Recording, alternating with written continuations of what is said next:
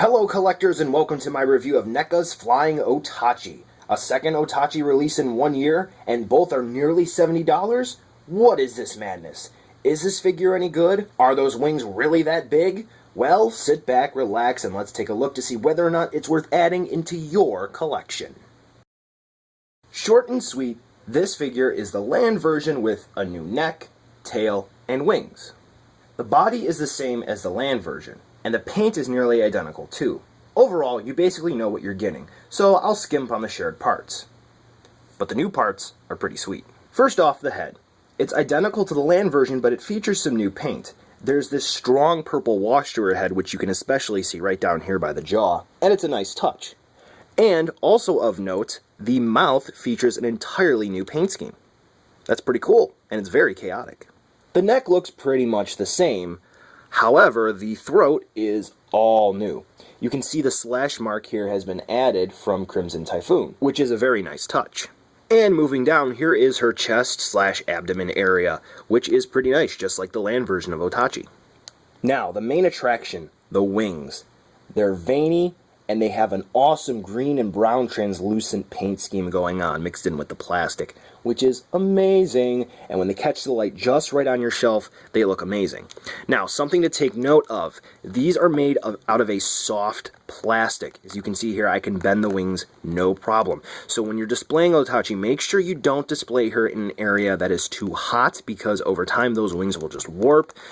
However, I fear naturally over time they will just warp and possibly deteriorate on their own. I mean, this is a very soft plastic here. I'm not using much effort to move the wings. And then you have this small portion of the wing right here. Yeah, not that great. But on a positive note on that end, these things are friggin' huge. Otachi's back is pretty normal, though the blue dots look very sloppy on this body compared to the land version of Otachi. Maybe this is just my figure, but definitely something to keep an eye out for if you're a perfectionist. And her backside, where you can see the tail stump. It looks nice, but if you look very closely, you can see what looks like paint bubbles here and there. Maybe an added effect for gore, maybe NECA slop, who knows. I just know that it works with the overall goriness of the tail stump, but if it's a quality control issue, then damn, NECA's good at hiding that. And finally, the legs and feet of Otachi. Looks the same from the first release, including the very glossy nail polish. Like I said, the new parts are nicely done, and the old parts are either the same or slightly worse. At the end of the day, though, this figure does look absolutely awesome, and the sculpt details and the paints for the new parts are very impressive. Good job, NECA. Getting down to articulation, this version of Otachi is, well, like the normal Otachi, except for a few differences with the new parts.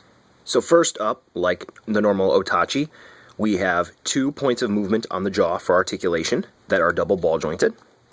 So you can split the jaw like so. You can put it together up and down like so, because again, right here at the point is a ball joint. And the head is attached to the neck on a ball joint. Spin Otachi's head around like that. And then the neck is attached to the body on a ball joint. So once again, spin it around. And for those of you who don't believe me, there you go. Pops off nice and easy. Now the shoulders. Ball joint. You can move it around like so. And then, when we get to the elbow, right here, that is a ball joint too. So you can start to move Otachi's wing around like that. Pretty nice range of movement there. And then when we get to the wrists, the hands are attached on a ball joint. So you can see right there. So that's pretty cool. Same range of movement on the other side, which is pretty neat. This Otachi is very big, so it's very difficult to get her all on camera at once. So from there, we have the ab crunch ball joint. So you can get a little bit of movement out of Otachi here, as you can see. Spin Otachi all the way around. There we go. And then at the hips, we have a ball joint. Can move Otachi's leg around. Like that. Get the wing out of the way there. Knees are on a swivel hinge combo. So you get ball joint-like movement out of them. Again, just be careful to make sure that you're not bending the actual joint, because that wouldn't be good for anyone. The ankles are on ball joints, so you can spin Otachi's foot around as much as you would like. And then Otachi's tail stub, as you will see, is on a ball joint. So if you want to move that around, you're going to be able to. So as I was saying, this Otachi's articulation is almost identical to the land version. So if you have that Otachi, you pretty much know what to expect out of this one. Except for the wings. They're done really, really well. And I have to give NECA bonus points for that. One of the major selling points for this figure for anyone should be the accessories, because when you really get down to it, the Flying Otachi really is just a glorified accessory pack for the land version. First up though, for this Otachi, it comes with its own accessories. And this one, the main accessory would be this flight stand, because after all, it is the Flying Otachi. And it is this translucent clear plastic piece of crap NECA decided to throw in. Why do I say it's a piece of crap? It is not one that I would really consider using. If you can get a pack of Tamashii Stage Act 4s, maybe 5s, it would be better for you. But let's just say you're going to go with this. Anyway, this is the stand. You get it in two parts. You get this Y-shaped piece. See, it's kind of like a Y. And you get this base here. They come in two separate parts, and all you have to do is just line up the peg holes on the bottom of the base with this upper part here, which actually supports Otachi. And then you get two screws, which you just screw in. Be careful screwing these in, because if you tighten them too tight, you'll probably crack the clear plastic, which is not a good thing. And as you can see up here, there's this little grip for Flying Otachi. And what you have to do, spin it around like that. So this way, this portion, the open portion, is facing where Otachi's head would be. And you put her in like that. I'll back her up for you so you can actually see it. And there we go. We have Otachi on the flight stand. But what's really cool about that is they made room for a Jaeger to go underneath. And all you have to do is just kind of slide Gypsy Danger down underneath, and you can have it reaching up like, oh no, something bad's going to happen. Oh, I'm getting carried away. You can have your own little Otachi display on your shelf. So yeah, that's pretty neat. And the last accessory for Otachi here would be this floral tongue accessory piece, which is pretty neat. You'll remember this in the movie when she tried to burrow underground.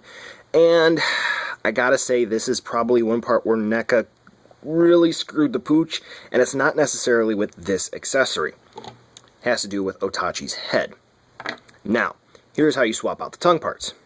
You open up Otachi's jaw, and as you can see there, you have this strange looking tongue piece in there, which I had inserted weirdly. But anyway, yes, that is the tongue piece.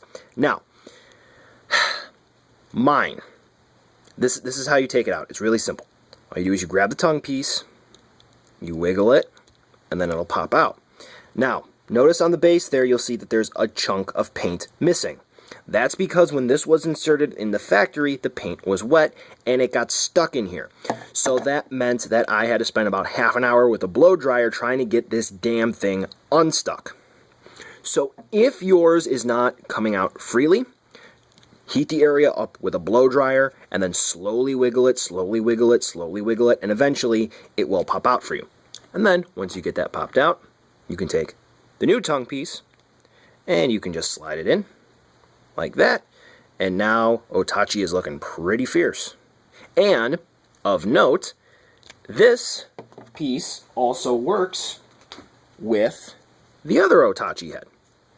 So, all you have to do is just wiggle the tongue piece on the normal land version Otachi's mouth out, and pop it in, and there you go. Now you can have both Otachis using this floral tongue. Now, earlier I said that the Flying Otachi is basically a glorified accessory set for the land version of Otachi, and that's mostly true. The reason for that is the heads, the necks, and the tail parts between both Otachis are interchangeable. And really quickly, I'm going to go over the differences between each part between the two Otachis. First off, the heads between the two Otachis. They look the same, right? Nearly identical. Wrong. The Otachi head on the right has no purple wash to it, and this would be the land version of Otachi, while this would be the flying version. And also, the land version and the flying version have a different paint scheme for the mouth, which is pretty neat. And you can also notice that the teeth on the land version of Otachi, they kind of have some chipped spots on them, while the flying version just has a lot of blue on the gums. The land version of Otachi's neck has an inflated throat sac before it goes to spit the acid, and that's not an egg sac, by the way, while the flying version comes with a normal deflated neck. So this way, if you want Otachi without having this inflated sac, you can definitely have that. And then last but not least, the land version of Otachi comes with a fully intact tail, while the flying version comes with a stub. And now I'm going to show you the land version of Otachi with the flying version's parts. And now the flying version of Otachi with the land version's parts. Now, for reference, swapping the parts is really easy to do because everything's on ball joints. So for the little tail stub, you may have to fight with it a little bit, but you just basically work it around like that, and you can pop it off. And then you just get the tail back on. The land version of Otachi might be a little bit difficult to pop back on to get it stable, but don't worry, it'll be fine. And pop it off. All you gotta do is just pull, and you'll get it. So there we go. And for the head, all you have to do is just grip it, pull it, ball joint will come right off. Same thing with the neck. There you go. And then all you have to do is just pop it back on, like so. And there you go. Your Otachis are all back to better. So, as you can see, the accessories for this Otachi really make the figure, and the compatibility with the land version put it really over the top. If you're on the fence about it, the ability to swap parts and the accessories should definitely be one of the main reasons you pick this figure up.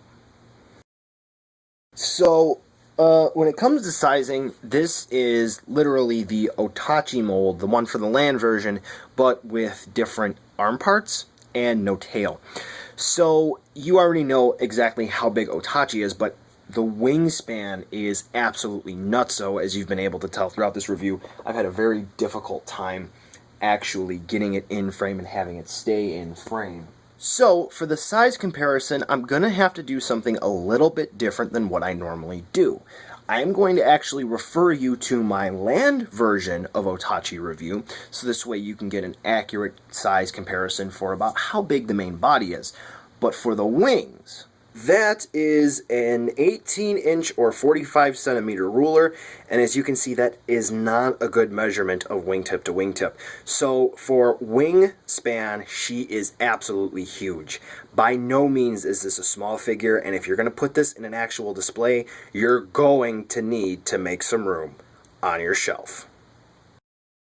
So, buy winged Otachi now, skip her, or wait for a deal.